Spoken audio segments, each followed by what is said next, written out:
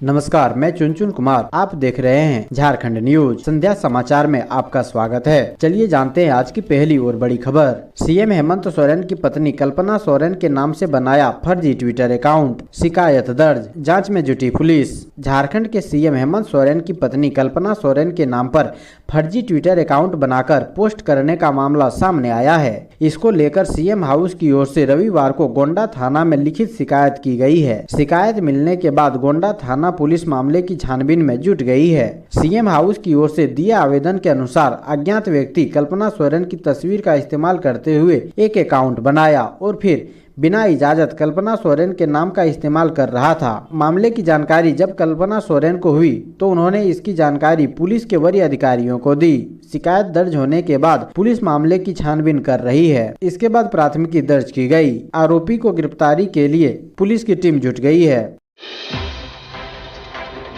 जोहार, जय श्री राम, आखिर झारखंड में हो गया काम। भाजपा नेता के ट्वीट से सियासी हलचल तेज। झारखंड में सियासी अटकलों को एक बार फिर से हवा मिलने लगी है और यह हवा और कोई नहीं बल्कि भाजपा सांसद निशिकांत दुबे दे रहे हैं। पिछले 5 दिनों से वे लगातार ट्वीट कर रहे हैं, जिससे झारखंड की सियासत गर्मा गई है। इस बार उन्होंने जो ट्वीट किया है, अगर यह सच होता है तो झारखंड के सीएम हेमंत सोरेन की मुश्किलें बढ़ सकती है। निशिकांत ने लिखा कि जोहार, जय श्री राम, आखिर झारखंड में हो गया काम। इस ट्वीट ने सियासी जगत में उलझन पैदा कर दी है।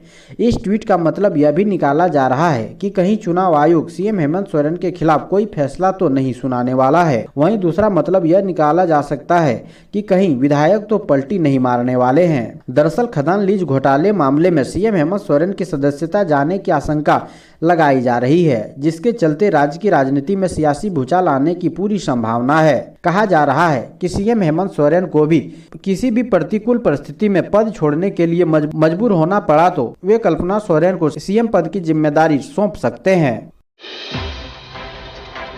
झारखंड में लगातार बारिश से बिगड़े हालात। बाढ़ की स्थिति के बाद 2500 लोगों को सुरक्षित स्थानों पर ले जाया गया। झारखंड के कई इलाकों में शुक्रवार रात से लगातार बारिश हो रही है। इस कारण नदियां और बांध उफान पर है। निचले इलाकों में बाढ़ के हालात बनने पर झारखंड के दक्षिणी हिस्से में रहने वाले करीब 2500 लोगों को सुरक्षित स्थानों पर पहुंचाया गया है। एक अधिकारी ने बताया कि हालांकि भारी बारिश लाने वाला गहरे दबाव का क्षेत्र कमजोर पड़ा है, लेकिन राज्य के कुछ हिस्सों में रविवार हल्के से मध्यम बारिश दर्ज की गई। झारखंड में 6 बच्चों की बांध में डूबने से मौत। मुख्यमंत्री हेमंत सोरेन ने जताया दुख। झारखंड के पलामू और हजारीबाग में 6 बच्चों के डूबने से मौत हो गई। बच्चों की मौत पर मुख्यमंत्री हेमंत सोरेन ने ट्वीट कर दुख व्यक्त किया है और उनके परिवारों के प्रति संवेदना प्रकट की। बता दें, झारखंड के पलामू जिले के सतबरवा थाना अंतर्गत एक खदान में जमा पानी में नहाने गए 3 बच्चों की रविवार को डूबने से मौत हो गई, जबकि हजारीबाग के मेरू में भी 3 बच्चों की एक स्थानीय बांध में नहाते समय डूब जाने से मौत हो गई।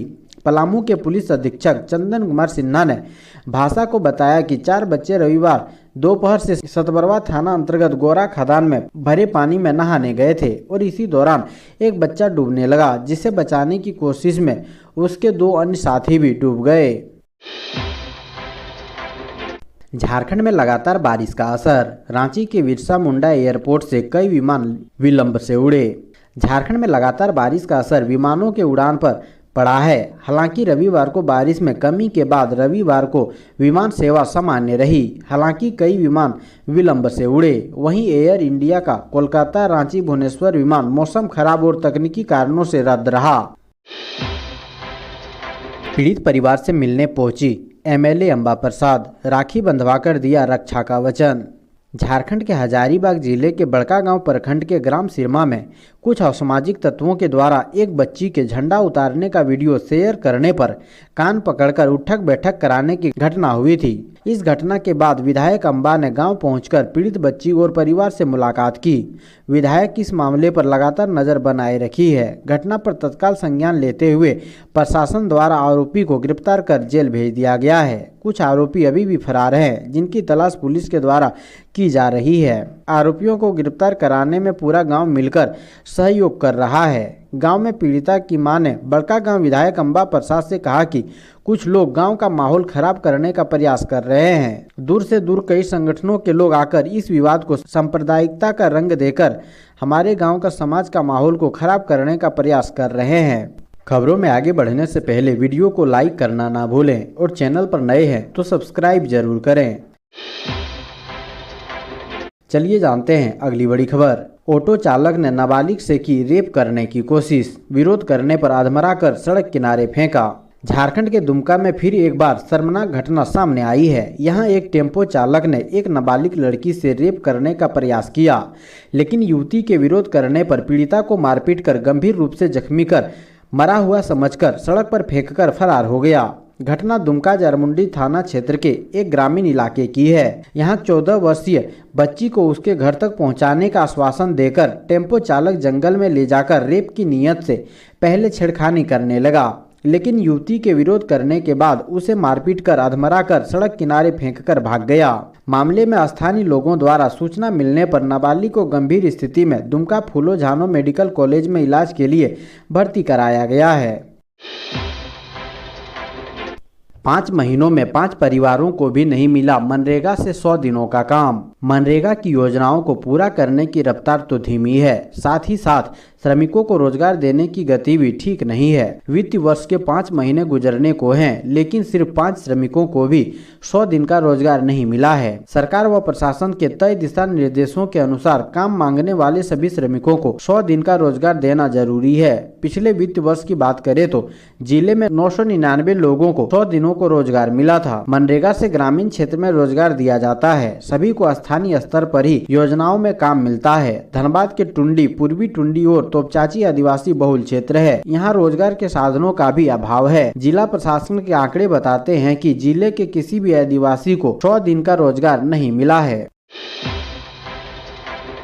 झारखंड में सरकारी नौकरियों की बहार, 50,000 स्कूल टीचरों के पद सृजन की तैयारी। झारखंड में मुख्यमंत्री हेमंत सोरेन की सरकार ने प्राथमिक शिक्षा व्यवस्था में चुस्ती लाने के साथ साथ शिक्षित बेरोजगारी की दिशा में बड़ा कदम उठाने की तैयारी की है। राज्य के शिक्षा और साक्षरता विभाग ने प्राथमिक स्कूलों में पहली बार सहायक टीचरों की नियुक्ति के लिए सरकार के पास 50,000 पद सृजित करने की सिफारिश की है। इस पर सिर्फ कैबिनेट को फैसला लेना है, जिसकी बैठक बुधवार को होने वाली है। इसके लिए पहले प्रशासनिक पदवर्ग समिति ने इस पद सृजन को लेकर अपनी हरी झंडी दिखाई थी। जिन पदों को इसमें शामिल किया गया है, इनमें इंटरमीडिएट ट्रेड सहायक आचार्य और ग्रेजुएट ट्रेड सहायक आचार्यों के पद भी शामिल है। इनके लिए नियमावली पहले से ही तैयार की जा चुकी है।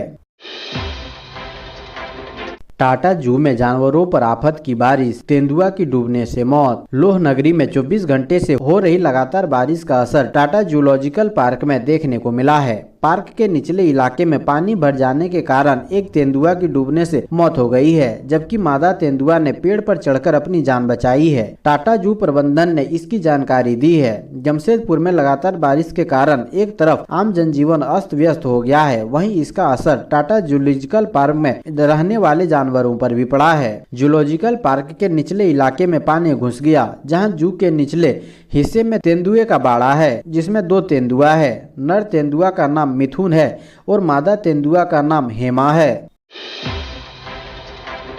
झरिया केंदुआ मुख्य मार्ग पर बना गोफ, गैस रिसाव से हड़कंप। झरिया केंदुआ मुख्य मार्ग पर गोपाली चक के समीप रविवार की दोपहर बाद बारिश होते ही सड़क किनारे 2 फीट व्यास का गोफ बन गया। गोफ से भारी मात्रा में गैस का रिसाव हो रहा है। गैस रिसाव होने से उक्त मार्ग से गुजरने वाले लोगों में सड़क के अस्तित्व को लेकर हड़कंप मचा हुआ है। उक्त मार्ग से यात्री वाहन के अलावा भारी वाहन भी गुजरते हैं। गोफ वाले जगह पर पूर्व में भारी वाहन का पहिया भी धंसा हुआ था। लोगों का कहना है कि यह फायर प्रोजेक्ट का इलाका है। सड़क के बीचों बीच भी पूर्व में गोफ की घटना हो चुकी है। गैस रिसाव तेज होने से भूली क्वार्टर सिंह नगर आसपास के लोगों में दहशत का माहौल है। कुछ ही दूरी पर एन आउटसोर्सिंग परियोजना भी चल रही है। रांची लाए गए वकील राजीव कुमार, ईडी ने शुरू की पूछताछ, संपत्ति के स्रोत भी खंगालेगी जांच एजेंसी। झारखंड हाईकोर्ट के अधिवक्ता राजीव कुमार को हिरासत में लेकर ईडी ने पूछताछ शुरू कर दी है। रविवार सुबह ईडी की टीम सीआरपीएफ के सुरक्षा घेरे में राजीव को कोलकाता से लेकर सड़क मार्ग से रांची पहुंची। रांची पहुंचने के बाद सदर अस्पताल में राजीव कुमार का मेडिकल चेकअप कराया गया। इसके बाद उन्हें ईडी के जोनल ऑफिस लेकर पूछताछ की गई। हालांकि थकान व अस्वस्थ होने के कारण ईडी उनसे रविवार को ज्यादा देर तक पूछताछ नहीं कर सकी। सोमवार से राजीव कुमार से नियमित पूछताछ होगी।